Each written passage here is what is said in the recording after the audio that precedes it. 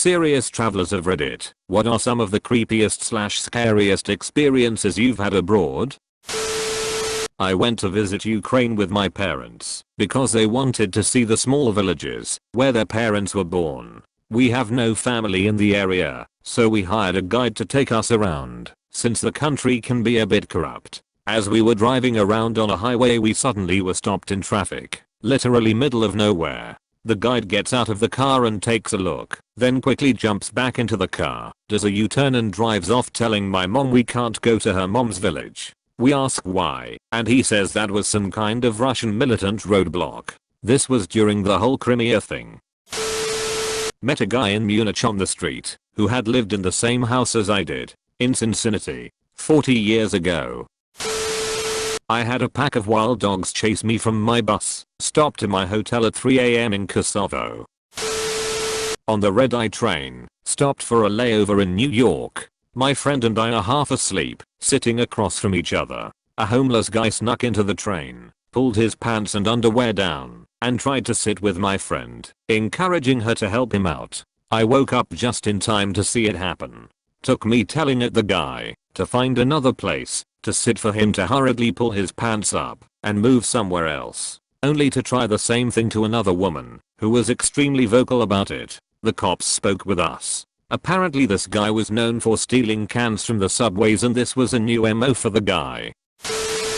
In 2016 I went to Brussels in a school trip. We were at the train station and we left to Germany, I believe. Several hours later all of our moms just start calling and texting us asking where we were and stuff. Turns out there was a bombing in the train station. It's crazy to believe that the bombs were probably already planted when we were there. Edit. We didn't actually got on a train, we were just visiting the station.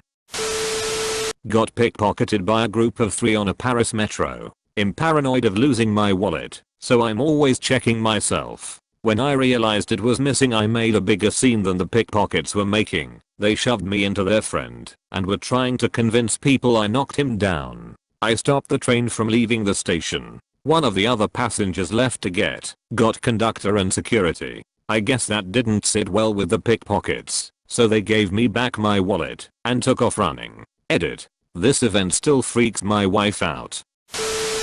Was on a flight once going into Orlando that hit some unexpected turbulence. This was no ordinary turbulence. We went from 0 to 100 in an instant. People literally flew out of their seats. Luggage fell from the overhead bins. People screamed like they were going to die. There were several sudden drops in elevation strong enough that people's arms flew up in the air and my butt came out of the seat. I've flown quite a bit and sometimes it gets bumpy. This was the first time I seriously thought something bad was going to happen.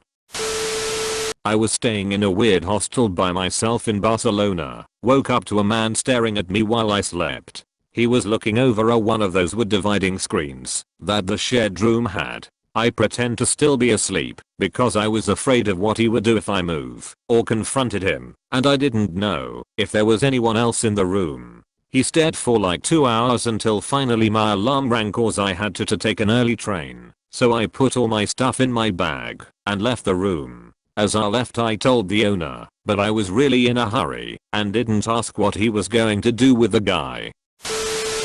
A friend and I were waiting for a night train in Naples, and after someone tried to steal our bags decided to go everywhere together. It was a good thing, because a man who had been whistling at us for an hour tried to follow us into the bathroom. A good friend of mine in Zimbabwe was grabbed at gunpoint and forced into a van. Thankfully they only took her to an ATM and made her drain her account, then they left her somewhere outside town. In India our bus rounded a corner in the mountains and another bus was on the other side of the curve. Both buses skid to a stop about 1 foot from one another. Both drivers started laughing and poking fun at each other. We saw a bus from the 80s that fell down the mountain about 15 minutes later. Hella intense. We went on a family trip to Croatia, and on our way to the beach we pulled over to the side of a road for a pee break. So we opened the car door, and like always our dog jumps out first. He ran into the field right next to the street. Then suddenly my mother starts screaming the name of our dog, because 10 meters away from our car was sign that said, "Stay away, old minefield." I was working at the Sochi Olympics and saw a pack of stray dogs chase and take down one of our team's translators before people scared them away. That was an eye-opener. Visiting Chicago from Seattle for a week. I booked an Airbnb with a gentleman understanding that I would be in a household with maybe 5 other people as he did bunk beds in the room. The Airbnb was marketed as close to trains, decent area, and the house looked clean with many useful amenities. Upon arriving at the house I find that it's rundown, unclean, with only the sheets being changed by the maid. On top of that, many appliances were broken, and there was no potable water. That was the first strike. Next, there were upwards of 15 people staying in the house. That bunk bed situation? He had 5 to 6 rooms with varying amounts of bunk beds squeezed in, and no room to walk. No one in the house knew about the other rooms from the listing. I dropped my things off to explore the city and noticed the neighborhood was a bit sketchy, but thought nothing of it. When I came back there was one of the other guests sitting waiting for an Uber Eats because he was too terrified to walk down the street and get food. Apparently, the night before I arrived, 3 people in the house were mugged while walking 5 minutes from the train to the house. That night, 8 of us sat on the floor of the living room. Seemed like a small dining area, but a lover's couch was placed in there with a broken TV, and heard 2 separate occasions of 8 to 10 gunshots a block away. I immediately moved to a hostel and argued with Airbnb himself until I received a refund. Mike, screw you. TL. Doctor, ended up in an Airbnb in a bad part of Chicago where 3 housemates were mugged and 2 people on the street were shot. Didn't stay another night. I witnessed a creepy old man groping a teenager on a crowded train in Osaka. The girl was just enduring it, and you can tell that she was holding back her tears. I whipped my phone out and started filming the guy, which made him use his other hand, which was blocked from my view. So I asked my guy friend to switch places with the girl. After that, on the next stop, the creepy guy got off. I asked the girl if she was okay. She thanked us, and her friends also expressed their gratitude. I think all of them, all teenage girls, were aware of the groping, but I read somewhere that it is not the Japanese culture to make a scene. I was aware that this kind of thing was prevalent in Japan, but I'm still shocked to see it in person. That creepy man in the poor girl's face will be forever etched in my mind. A cult behind several murders in China tried to recruit me for some reason. I have 2. 1. I was flying with my family. I was young. From Fort Myers FL to Detroit me on Christmas Eve, or maybe Christmas morning, and someone tried to set off a bomb in Detroit's airport. Fortunately they caught the guy before the bomb happened, but that was pretty scary to get around. My friends and I were in the UK, and we had met a group of guys from California, him from Michigan. We had fun and moved on. We were in the same floor of a hotel. Later we were in Sweden and we saw the same guys. We were waiting at the base of a mountain to climb up. Booked the same guide by chance. Then we were in Greece. Now my friends and I were all young women, and these guys, random Greek guys, start grabbing at us and pulling at us. It's the middle of a sunny day and we are almost being chased by these old men. No one is doing a thing. A car pulls up next to us and the guys try to shove us in. We start booking it the other direction, and as we get to the corner, the California guys are there again, by chance, which was enough to deter the Greek guys, and we basically cried to them for about 2 hours before they walked us back to our hotel. The Cali guys and us ended up going to a beach together the next day. I never saw them again. I was traveling by van through the mountains in the Philippines with a friend that is a really big guy. We came up on a checkpoint with soldiers searching cars. The guys were all wearing mismatched clothes and did not have any insignias on their uniforms or trucks. They searched all of our bags and were asking questions of the driver in Tagalog, which we did not speak. We heard them say American, and we were the only 2 Americans on the bus. They talked for a little while and finally waved us through. Later we told the story to another American, and he said we had gone through a guerrilla controlled area where Americans had been kidnapped for ransom lately. They all agreed they did not take us because of the size of my friend. I think we got really lucky that day.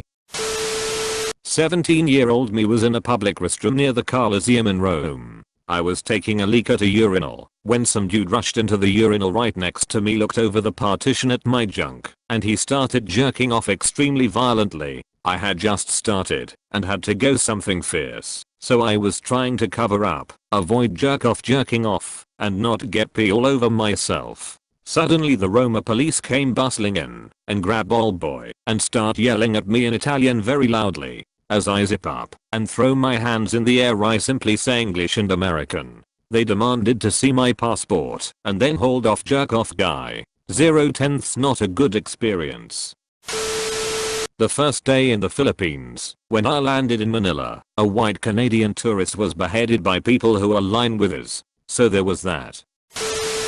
Friend of a friend went to Jamaica with her parents and sister when she was about 12. They came back to their hotel room one day to find a guy in there trying to rob them. He stabbed the girl's dad, he lived, and escaped. They had to go through family therapy after that. My buddy and I were flying into Malaysia from Vietnam on the day that MH370 went missing. We were at the gate watching the whole thing unfold about it going missing. It was playing on virtually all the TVs in the airport. We were flying Malaysia Airlines. The tickets were expensive for a backpacker's budget, and they weren't offering any refunds. Told ourselves that maybe they'd be extra cautious now, so we're actually more safe. Definitely puckered up for 2 hours until we touched down.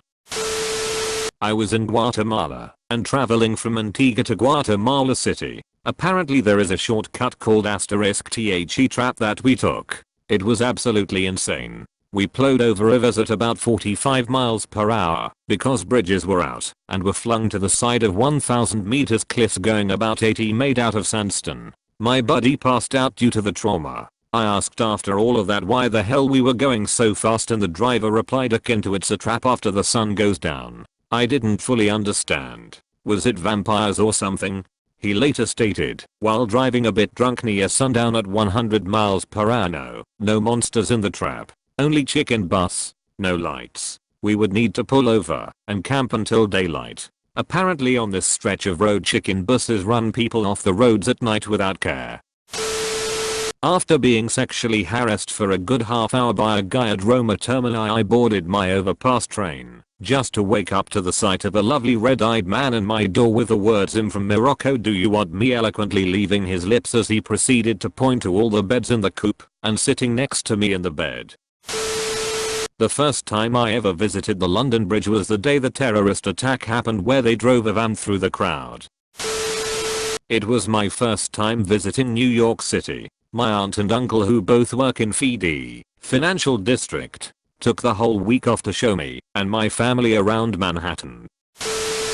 Was almost jumped by a coked up drug dealer in the middle of the night in Peru for refusing to buy coke from him. Luckily his other drug dealer friend recognized me from earlier in the day. The drug dealers in that area run a front of jewelry making, and I had bought a necklace from the Amigo jewelry maker / drug dealer during the day. BTW, the necklace was handmade by him as well and is a work of F***king art. I was preparing for a real fight for my life, but the Amigo drug dealer put the other one in a serious headlock and yelled at him to back off.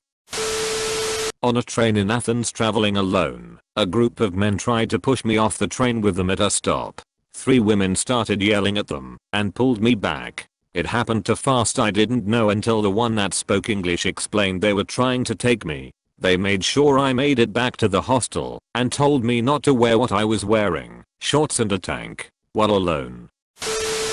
A handful of men in Thailand were vehemently trying to haggle with my friends to purchase me. They kept pulling my arms to try and separate us and asking how much and offering different amount of money. Edit. Jesus, this blew up. Thailand is a very beautiful place and very safe for travel, guys. The place I was at, Pate Beach, is the central location where we are allowed to stay when the ship pulls into port. It's basically nothing but bars and brothels.